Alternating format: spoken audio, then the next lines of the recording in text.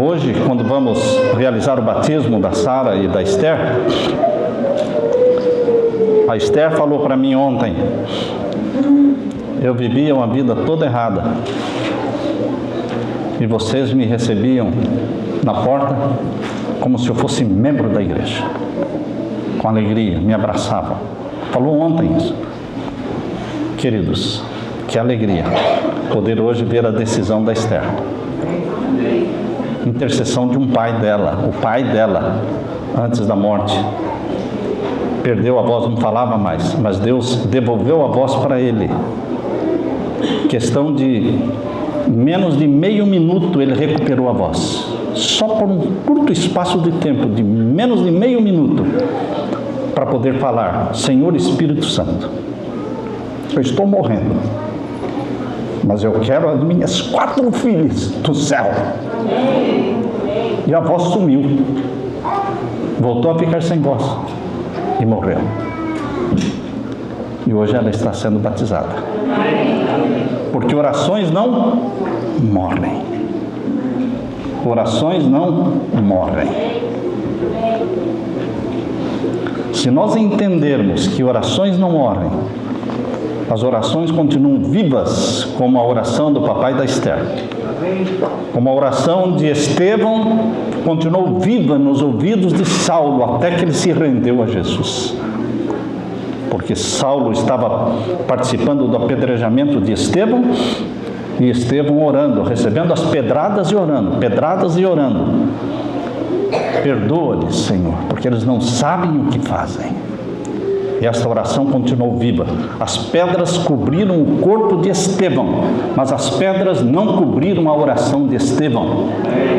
O corpo de Estevão morreu, mas a oração não morreu, continua viva, salvando almas até hoje, a oração de Estevão. Portanto, meus queridos, não desistam de orar, de interceder, porque você muda vidas, você muda situações, você muda igrejas, você muda muita coisa através da oração. É assim que nós cremos. Antes de abrirmos a palavra de Deus, nós queremos orar mais uma vez, assentados como estamos. Pai querido, derrama sobre nós o Espírito Santo. Fala ao nosso coração mais uma vez aquilo que o Senhor quer que ouçamos. Fala ao nosso coração coisas que precisam ser mudadas, modificadas. Porque nós vivemos de mudanças diárias, avançando, porque estamos indo para o céu. Estamos deixando a terra. Nossa cabeça está voltada para o Senhor, o Rei dos Reis, o Príncipe dos Reis da nova terra. Pai querido, derrama sobre nós o Espírito Santo ao abrirmos a Tua palavra e abençoa-nos a todos aqui. Por Jesus pedimos. Amém. Amém. Abra sua Bíblia em 2º livro de Crônicas, capítulo 7, verso 14. O 2º livro de Crônicas, capítulo 7 e o verso 14. É uma luta para decidir o que pregar, irmãos. É uma luta. A Leila chegou ali e não sabia que história ia contar. Não é falta de história, é muita história. Não é falta de sermão, irmãos. É muito sermão e eu não sei qual que eu prego primeiro, porque... Então ontem eu preparei um, depois hoje cedo Deus falou, não, pega o outro. Então eu vou pregar esse sermão. Se meu povo orar, o que é que vai acontecer? Se o meu povo orar, o que é que vai acontecer? Então, segundo livro de Crônicas, capítulo 7 e o verso 14. Aqui nós lemos: se o meu povo que se chama pelo meu nome se humilhar e orar e buscar a minha face e se converter dos seus maus caminhos, então eu ouvirei dos céus e perdoarei os seus pecados e sararei a sua terra. Existe um sermão nosso que o título é difícil se perder. Contraria tudo o que já foi dito antes. Porque tudo que ouço as pessoas falando, é difícil se salvar, é difícil se salvar, é difícil... Não, estudando a Bíblia, eu descobri que é difícil se perder. Porque Jesus está falando aqui, se o meu povo, que se chama pelo meu nome, se humilhar, você se ajoelha diante do Deus do universo. Essa é a posição que Deus quer ver você, ajoelhado. Ajoelhado. Ontem, uma brasileira falou para mim, o marido não é adventista, ela também não é, mas ela disse, eu vi o meu marido, e ele dizia não crer em Deus, não, mas eu vi o meu marido ajoelhado. Isso faz toda a diferença, meu irmão. Seus filhos precisam ver você ajoelhado. Que tipo de pai e de mãe você é, que os seus filhos nunca te veem ajoelhado? Deixe que eles vejam você ajoelhado. Eu vi muitas vezes meu pai no quarto dele ajoelhado, eu vi. Não precisa se esconder, não. Isso é uma cena para ser vista, porque eles vão te imitar. Eles vão te imitar. Deixe que seus filhos te vejam com a Bíblia aberta. O filho está chegando, você fecha a Bíblia como se estivesse fazendo uma coisa errada? Não, deixe que seu filho veja você lendo a Bíblia, orando. Deixe que seus filhos saibam que naquele dia você está jejuando. O jejum não é para ser contado aí fora que você está jejuando, não. Isso não é para se tornar público. Mas deixe que o seu filho saiba que você está jejuando. Por ele, pela salvação da família. Isso faz diferença. Isso não é para ficar em segredo. É para você influenciar o filho, influenciar a filha, influenciar a esposa, o marido. Por que o papai não está comendo com a gente hoje, mamãe? Não, ele está jejuando. Por quê? Tem algum problema? Não. Pela salvação sua. Pelo seu casamento. Mas eu sou tão nova assim, já está orando pelo seu casamento. Pelo homem que Deus vai colocar na sua vida. Pela mulher que Deus vai colocar na sua vida. Você tem que andar uma semana na frente de Satanás, irmão. Você tem que andar uma semana na frente dele. Porque senão ele vai colocar você uma semana atrás dele. Você vai na frente orando e jejuando. E assim Deus vai abençoando os seus filhos. Porque Deus abençoa os filhos por amor aos pais. Deus abençoa os filhos por amor aos pais. Você pai, você mãe, quer que seus filhos sejam abençoados? Se consagrem a Deus. Você quer que os seus filhos sejam transformados? Deixe de focar no filho e foque em Deus. Você se consagra a Deus. Você jejua. Você tem intimidade com Deus.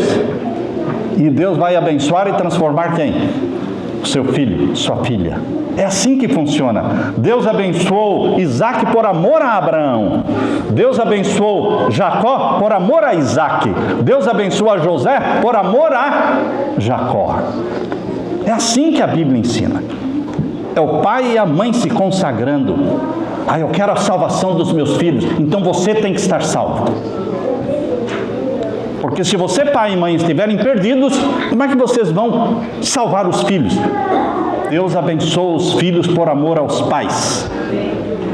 Deus te investiu, pai, de autoridade. Deus te investiu de poder. E a mãe também, de interceder.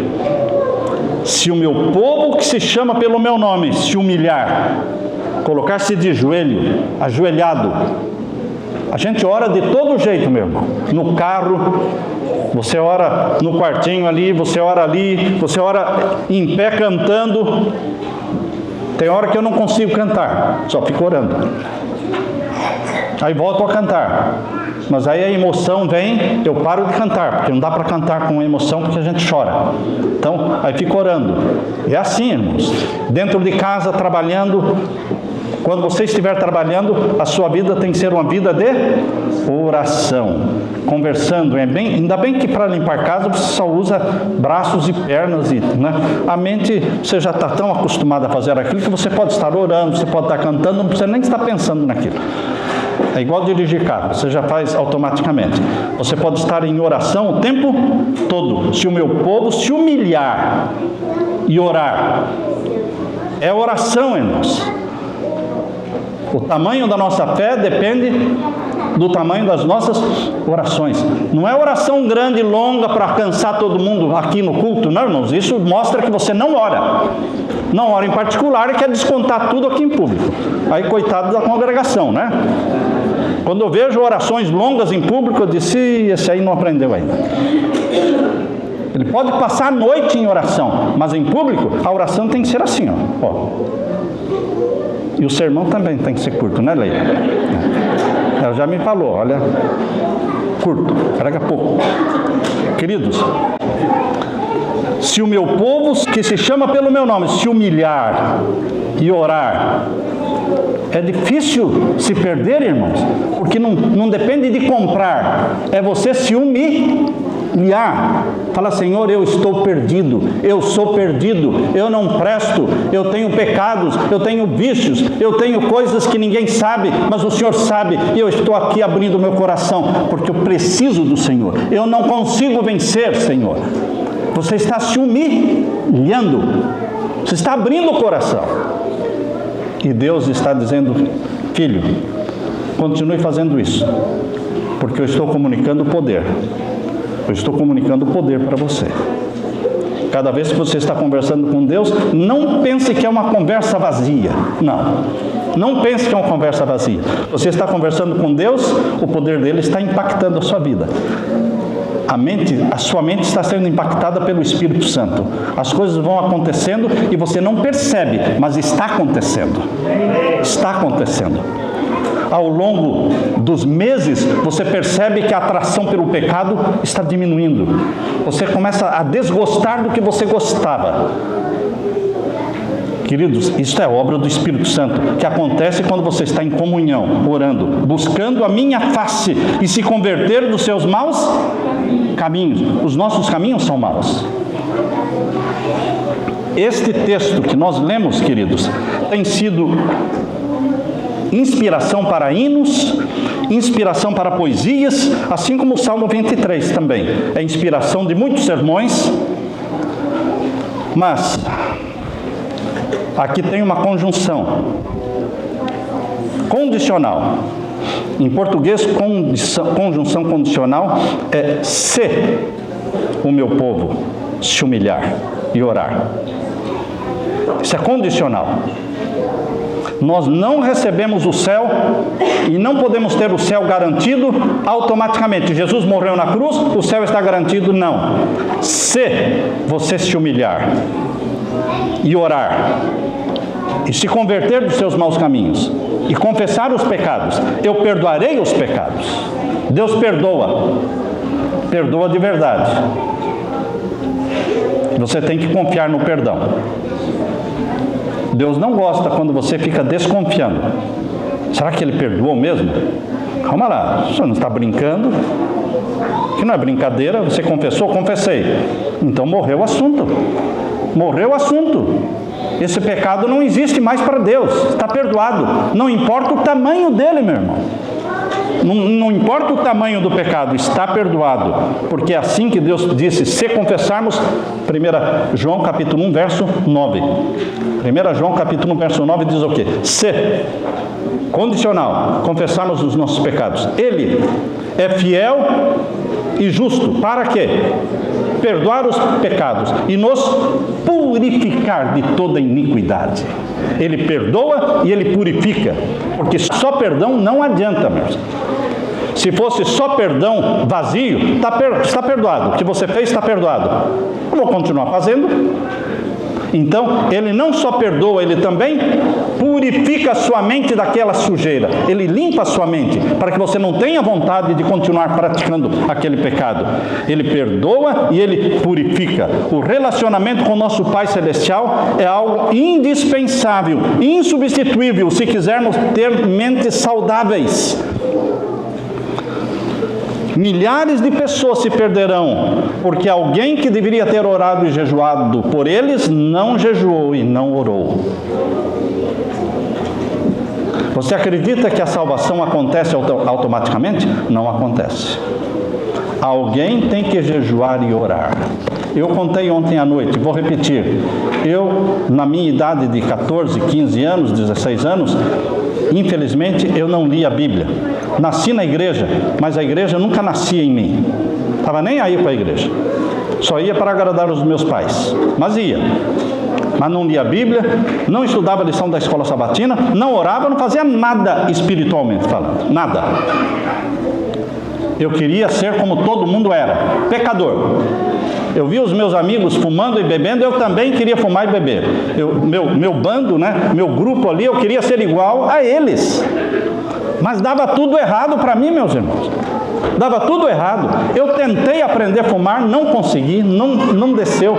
Tentei aprender a beber, eles bebiam e achavam que estavam uma maravilha, eu não consegui.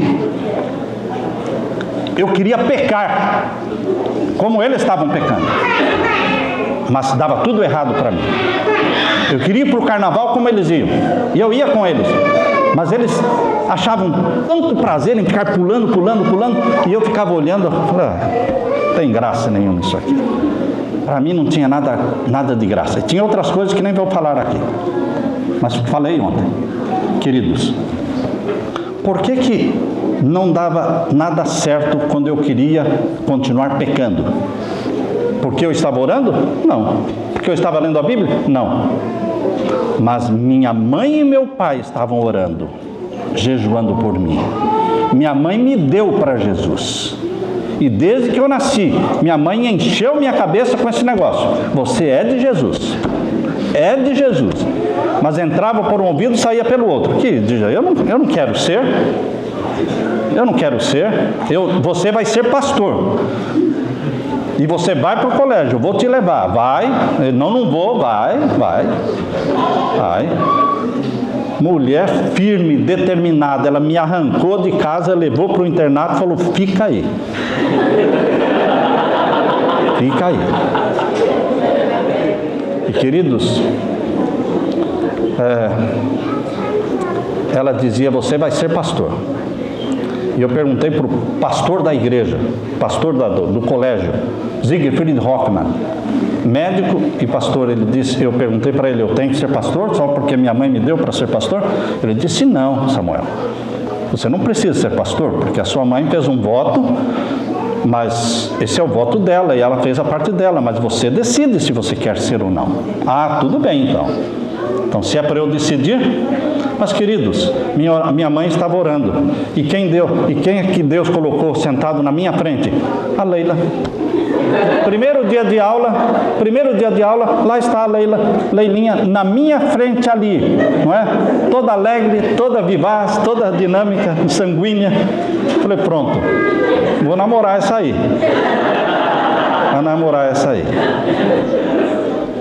Mas ela não ia para o cinema comigo, então parei de ir. Não é? Os rapazes com a mão boba, não é? Que quer colocar a mão onde não deve, ela segurava, calma lá, não, ela era firme, e ela foi me corrigindo, e ela era professora das crianças, ela ajudava a esposa do pastor do colégio, contar historinhas para as crianças. Ela enchia Rural Willys, lembram que antigamente existia um carro chamado Rural Willys? Enchia Rural Willys do pai dela de criança, saía pela vila do colégio chamando as crianças, os pais não iam para a igreja, mas ela levava todas as crianças nos bancos, no bagageiro, naquele tempo podia carregar criança em todo quanto é lugar, né? O bagageiro ia cheio de criança, 10 crianças ou mais ela levava. Ela contava assim, veja, a menina que Deus colocou sentada na minha frente, resposta de quem? As orações de Deus, respondendo à oração dos meus pais. Queridos, a oração intercessória é poderosa. Uma vez eu fui pastor de uma igreja que o diretor dos jovens não acreditava em oração intercessória. Eu fiz um sermão assim sobre a oração intercessória e ele assim, na lata, na saída, disse, pastor, eu não acredito nisso. Esse negócio de oração intercessória, cada um decide por si. Ele, Então, você tem filhos, né? Ele tinha 3 ou 4 crianças, linda família. E eu perguntei, você ora pelas suas crianças? Lógico que eu oro. Por que você ora? Se oração intercessória não tem poder nenhum. Então não preciso orar. Vocês acham que eu seria pastor hoje se não fosse o voto que minha mãe fez, os ensinos que ela me deu, os puxão de orelha que ela me deu, a firmeza, a determinação que ela usou comigo? Não, você seria de qualquer jeito. Não, eu não seria pastor assim mesmo, a despeito da minha mãe, não, queridos. Alguém se interessou. Samuel foi levado no templo e colocado no templo pela mãe, porque ela tinha determinação. Eu te dei, Samuel, Ana, não é? Mulher de Eucana, disse, eu dei você para Deus, você vai ser sacerdote. E ela levou. Você acha que Samuel foi feliz e alegre, ficando longe da mãe e do pai? Não. Mas a mãe de Samuel levou para o templo, deixou-o lá e voltava uma vez por ano para vê-la. Determinação que doía no coração da mãe e doía no coração do menino Samuel. Mas determinação. Agora vocês acham que o profeta Samuel seria o que ele foi se não fosse uma mãe como ele teve, Ana? Não, irmãos. Não. Deus colocou pai e mãe para salvar os filhos. Você pai, você mãe, vocês estão no lugar de Deus. Os filhos precisam ver vocês como representantes de Deus na casa. Por isso eles precisam ver vocês ajoelhados, ou lendo a Bíblia, não indo para a cama sem primeiro um culto, não levantando-se de manhã atrasado, correndinho, indo para o trabalho. Não, os filhos precisam ver vocês, não. Para tudo. Estão atrasados, o trabalho vai esperar. Mas Deus em primeiro lugar. Reúne todo mundo, canta um hino. Ah, não dá tempo de cantar um hino. Não, vai dormir mais cedo amanhã. Mas hoje vamos cantar um hino. E vamos ler a palavra de Deus e orar, e aí vamos sair com a bênção. Os nossos filhos são educados pelo exemplo, irmãos. Primeira forma de ensinar, queridos, é o exemplo. A segunda maneira de você ensinar é o exemplo. E para terminar, a terceira forma de você ensinar os seus filhos é o exemplo. Nós vemos os pais orando, jejuando. Eu sabia disso. A Leila e eu, nós somos vegetarianos. Mas isso não é do nada, irmãos. Meu pai era vegetariano desde que eu nasci. Não minha mãe, mas meu pai era vegetariano desde que eu nasci. Eu cresci vendo meu pai sendo vegetariano, pobrezinho como ele era. Carpinteiro, mas ele fiel até o fim. Isso impressiona, irmãos. Isso ajuda. Agora imagine se meu pai fosse um comilão, um glutão, um beberrão. Que influência ele ia exercer na minha vida? Muito ruim. Milhares de pessoas vão se perder, porque alguém deveria orado e jejuado por elas. E não fizeram. Não fizeram. Porque jejuar dói o estômago. Jejuar dá uma fraqueza nas pernas. Jejuar não é uma coisa gostosa. Gostoso é comer. Eu gosto de comer. Se alguém não gosta de comer aqui, tá com doença, né? Tem alguma doença, porque é gostoso comer. Mas jejuar é algo que você faz para mostrar que você quer transformar a sua família, para que Deus veja que você realmente quer salvar o seu lar. Deus olha, o meu filhinho ali está sem comer, já 24 horas sem comer. Será por quê? Ele está falando, deixa eu ouvir o que ele está falando. Senhor, aceita o meu jejum pela salvação da minha esposa, do meu filho, da minha filha. Então isso é sério, porque ficar sem comer é sério, irmãos. Deus ouve. A oração faz diferença. Elias orou para que não chovesse, diz em Tiago, abra sua Bíblia, em Tiago, capítulo 5. Tiago, capítulo 5, diz que Elias orou para que não chovesse. E não choveu. É isso aí. As orações têm poder ou não têm poder? Aqui diz em Tiago, capítulo 5, o verso 17. Elias era um homem sujeito às mesmas paixões que você e eu. Porque às vezes nós pensamos que o Davi, o Elias e o Abraão não eram pessoas superiores a nós. Não, não eram superiores a nós. A Bíblia é clara em falar: Elias era um homem sujeito às mesmas paixões que nós. E orando, pediu que não chovesse, e por 3 anos e 6 meses.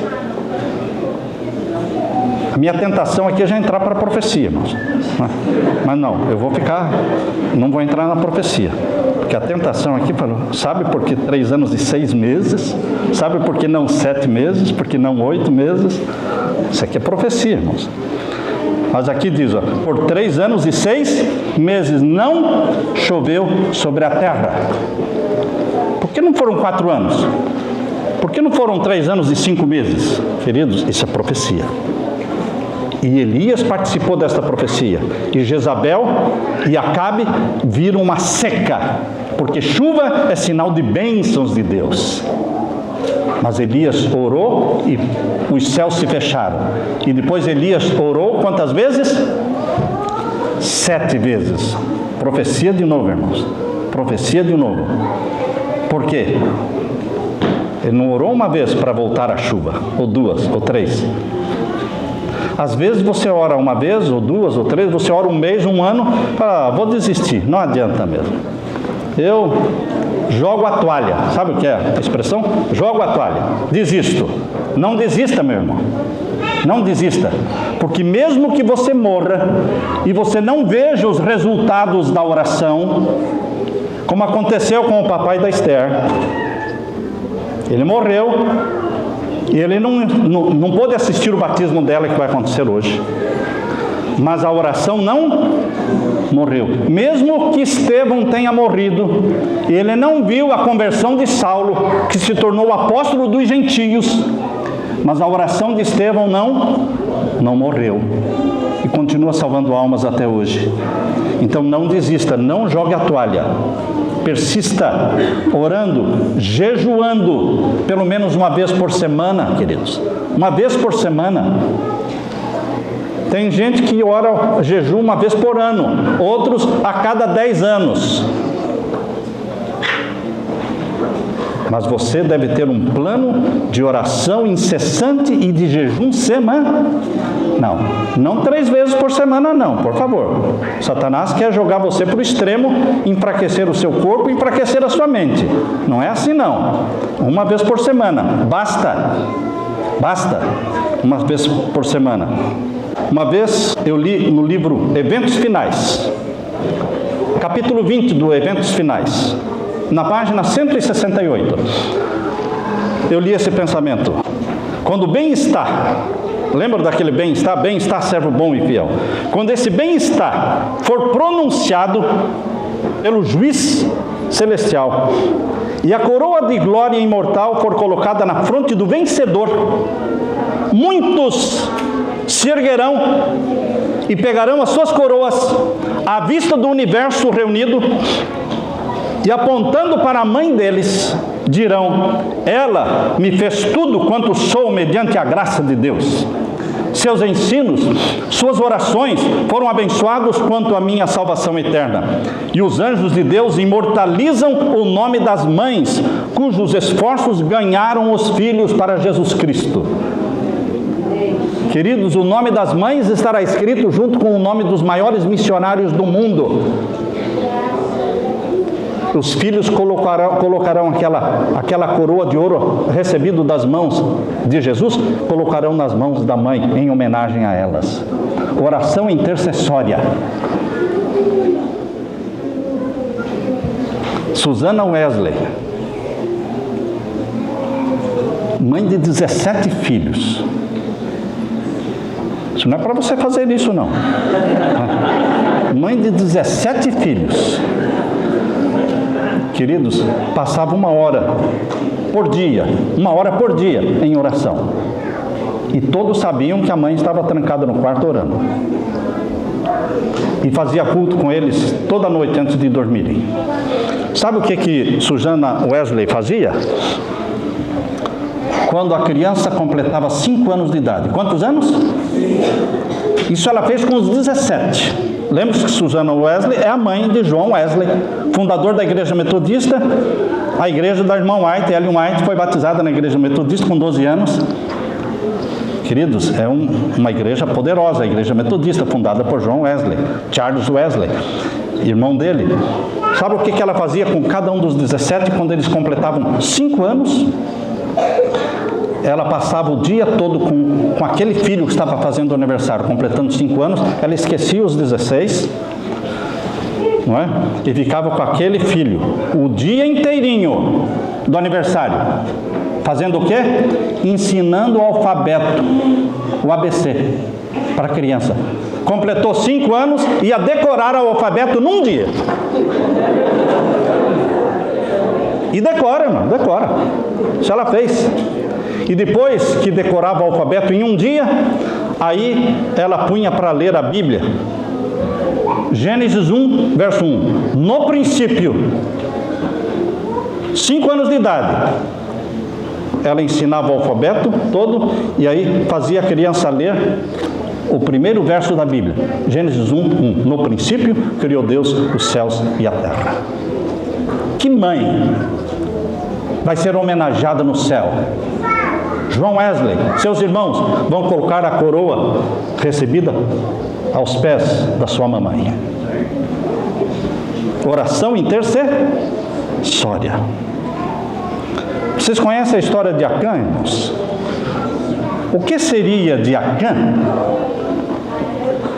se ele... mas ele roubou uma barra de ouro. Tudo bem que ele roubou. Quanta gente rouba? Muita gente rouba. No Brasil também, sabia que no Brasil também tem gente que rouba? Queridos, roubar é um pecado. E o pecado precisa ser o quê? Confessado. Você roubou, você adulterou, você matou alguém. Para o pecado existe solução, existe o perdão, o sangue de Jesus. Mas o Acã não confessou, esse é o problema. Maior do que o pecado de roubar, foi o pecado de não confessar. E Deus foi sorteando por tribos. Sortearam a tribo que era dele, mas ele ainda podia confessar. Aí sortearam, chegou o clã dele, aí ele ainda podia confessar. Aí sortearam o clã dele, e aí caiu na família dele. Ele teve tempo para confessar, mas ele não confessou. Aí morreu ele, morreu a esposa e morreram os filhos. Maldição que o pai trouxe. Ou você, pai, traz bênção para a sua família, ou você vai trazer maldição. Não tem essa eu sou neutro, eu não sou a favor e nem contra. Não existe isso, irmãos. Ou você será bênção para a sua família, ou você será maldição. Não existe campo neutro, porque Jesus diz: quem comigo não ajunta, espalha. Quem não é por mim, é contra mim. Escolha, meu pai, minha querida mamãe, escolha ser bênção na sua família, jejuar pela família, consagrar a sua família, consagrar o seu marido a Jesus. Esposas que consagram o marido a Jesus, e o Espírito Santo vai agir neste homem, nesta mulher. Queridos, Acã se perdeu com a família toda. Outro exemplo bíblico, Esther. Todos os judeus estavam decretados para morrer. E o que a rainha Esther falou? Em Esther capítulo 4, verso 16: eu irei ter com o rei. Vocês jejuem 3 dias por mim, e eu vou falar com o rei sem ter sido convidada. Posso morrer, porque comparecer perante o rei sem ser convidada pode resultar em morte. Mas jejuem, porque eu também vou jejuar 3 dias. Não foi um dia, irmãos, 3 dias. Todo mundo jejuando. E aí ela compareceu diante do rei. E o rei estendeu o cetro para ela, pediu para ela entrar, disse: qual é o teu pedido? Até a metade do reino eu darei para você. Ela intercedeu pelo povo e não morreu nenhum judeu. Nenhum. Intercessão. Como é que alguém pode dizer para mim na porta da igreja, pastor, eu não acredito em oração intercessória? Você encontra gente de todo tipo, irmãos. Quando eu via este diretor do JA, lá dessa igreja que eu fui pastor, me falar isso, eu falei, só faltava essa, né, Senhor? Eu precisava ouvir isso. Como é que pode ter gente que diz que não acredita no poder de uma oração intercessória? Leia um livrinho, Respostas Incríveis à Oração, do irmão Roger Morneau. Roger Morneau conta os milagres que Deus opera através de orações intercessórias. Dezenas de milagres ele conta. Eu poderia contar aqui, mas não temos tempo. Se o meu povo, que se chama pelo meu nome, se humilhar e orar. Uma esposa confessou dizendo, pastor, meu marido é um bom marido, não precisava melhor, não deixa faltar nada, e não falta aos cultos da igreja, mas ele nunca orou comigo. Você, marido, ora com a sua esposa, abraçadinhos? Não, cada um individual. Lógico que você deve orar individual, mas você também precisa orar com a sua esposa também. A minha esposa já orou muitas vezes comigo. Quando eu estava com dores ou doente, ela impunha as mãos sobre mim. Ontem à noite, ela estava passando dores incríveis. Ontem à noite. Aí eu impus a mão sobre ela. E orei. E a dor sumiu. Jesus é o médico, irmãos. Jesus é o médico. Quando você sabe o que fazer, você faz o que precisa fazer. Mas quando não tem o que fazer, fala assim, eu não sei o que fazer. É só o teu milagre mesmo, queridos. Senão amanhã não vai ter culto, amanhã nem eu durmo, e nem a Leila dorme, e amanhã como é que vai ser? Senhor, tem misericórdia, cura. Ela já orou impondo as mãos sobre mim. Eu já orei várias vezes impondo as mãos sobre ela, impondo as mãos sobre a minha netinha, ungindo a minha netinha, que depois descobriu o vidrinho, irmãos. Depois ela descobriu o vidrinho, ela sabia que estava dentro da minha Bíblia, né? Eu saí e ela estava na minha casa. Quando voltei, não tinha mais nada dentro do vidrinho, estava vazio. E eu olhei para a cabeça da Louise, todo escorrido, né? Aquele cabelo todo. O que aconteceu? Aí a mãe dela disse, ela achou o teu vidrinho aí e despejou tudo na cabeça dela. Eu tinha ungido a minha netinha 2 vezes e ela tinha sarado. E aí ela estava doentinha e ela mesma se ungiu. Queridos, as crianças aprendem o que é bom e aprendem também o que é ruim. As crianças são como esponjas, elas sugam. Nós temos que impor a mão sobre a criança, para que a criança saiba que Jesus cura, sim. Cura de qualquer coisa, não é só de doença, liberta de vícios, de drogas, ele tem poder. Portanto, queridos, nós temos que orar, se meu povo orar. E essa esposa dizia, meu marido é maravilhoso, mas ele nunca orou comigo, ele não lidera os cultos da família nunca. Querido marido, seja o homem representante de Deus dentro do seu lar. Chame a família para orar.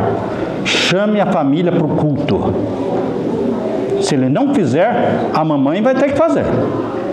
Mas seria bom que o homem fizesse, porque ele está investido dessa autoridade. A oração feita em nome de Jesus, esse nome forte, esse nome poderoso, use o nome de Jesus, explore esse nome de Jesus. Eu gosto de explorar o nome de Jesus. Eu, nas minhas orações, eu uso muito pouco a palavra Deus. Eu uso muito a palavra Jesus, porque Deus é genérico, irmãos, e Jesus não é genérico. Jesus, o diabo sabe, quando eu falo Deus, o diabo fala, pode ser que ele esteja falando dos deuses hindus, pode ser que ele esteja falando do Deus, não é esse ou aquele, mas quando eu falo Jesus, o diabo sabe muito bem quem é, porque já apanhou dele várias vezes. Já foi expulso do céu uma vez, já foi derrotado no deserto da tentação, foi derrotado no Getsemane, foi derrotado na cruz. Queridos, o diabo sabe muito bem quem é Jesus, que é o vitorioso, e ele, Satanás, é o derrotado. Então use e explore esse nome poderoso e forte que é Jesus. Ele faz os milagres. É Jesus que abre as portas do céu para você. É esse nome. Não importa que você não presta, eu não presto, não importa. O importante é que Jesus presta. Eu não tenho mérito nenhum. Lógico que não temos, mas Jesus tem. Salvação, irmãos, é pelas obras de Jesus a seu favor. Lembre-se, isso choca, né? Salvação pelas obras, sim, 100% pelas obras de Jesus por você.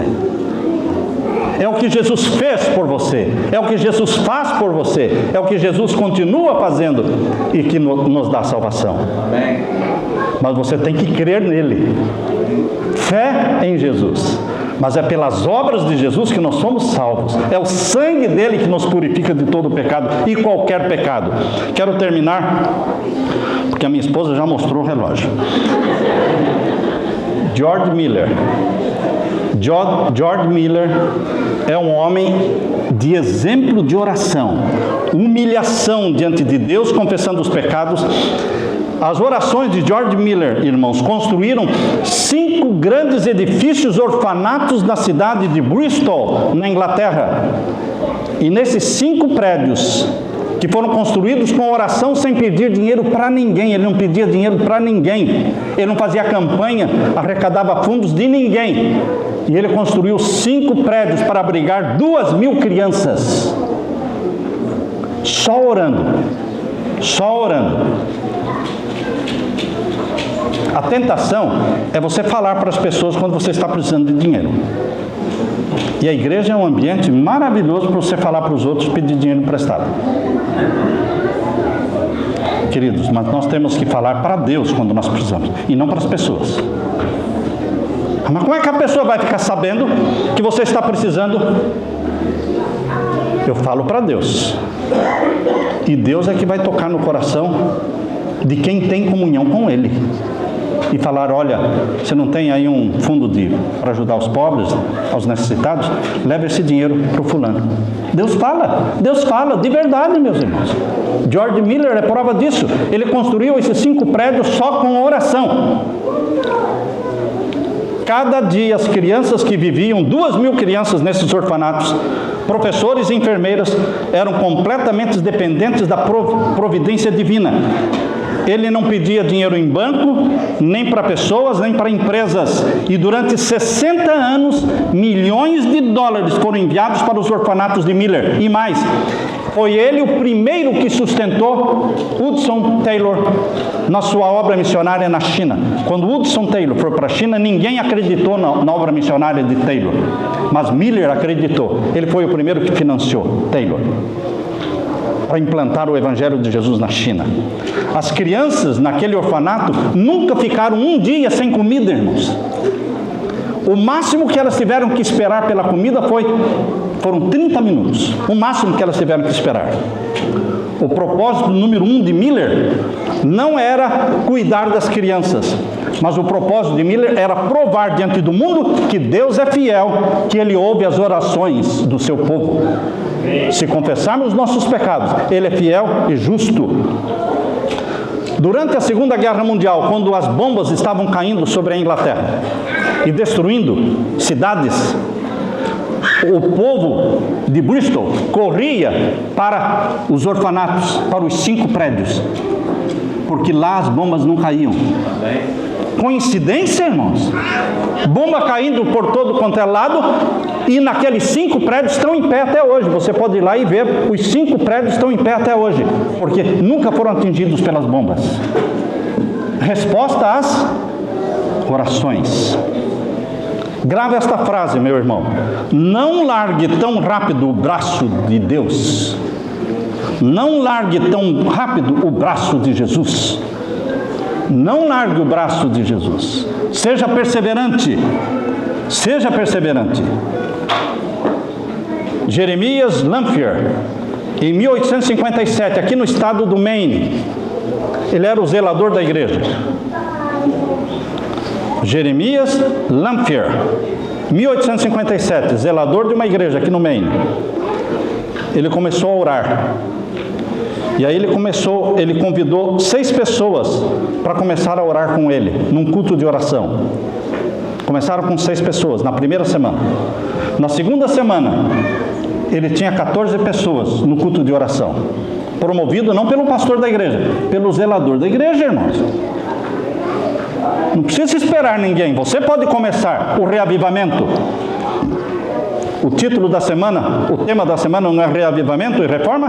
Então, vamos começar o reavivamento com quem? Com você. Com você. Na terceira semana eram 23 pessoas. E queridos, depois de vários dias, ele chegou a 6.100 homens de oração por semana.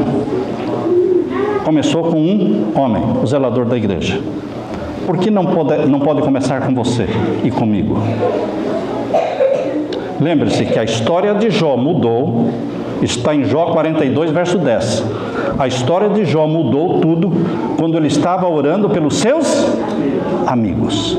Quando você começa a orar pelos seus amigos, quando você começa a jejuar por pessoas e persiste na oração intercessória, os milagres acontecem para eles e acontecem também para você. Deixo aqui o meu desafio.